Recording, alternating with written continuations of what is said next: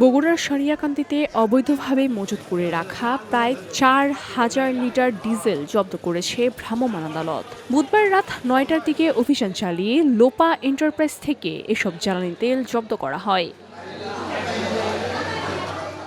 জব্দকৃত তেল বৃহস্পতিবার সকাল 9টা থেকে উপজেলা প্রশাসনের তত্ত্বাবধানে সাধারণ মানুষের মাঝে বিক্রি শুরু করা হয়। ট্যাগ অফিসার নূর আলম ইসলামের উপস্থিতিতে প্রতি লিটার ডিজেল 100 টাকা দরে সারাদিন ব্যাপী এ কার্যক্রম পরিচালিত হয়।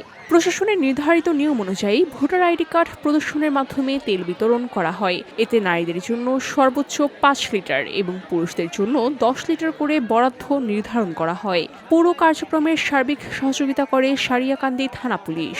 এই উদ্যোগের ফলে স্থানীয়দের মাঝে স্বস্তি ফিরে এসেছে বলে জানা গেছে। প্রশাসনের এমন কার্যকর পদক্ষেপকে ইতিবাচকভাবেই দেখছেন সাধারণ মানুষ।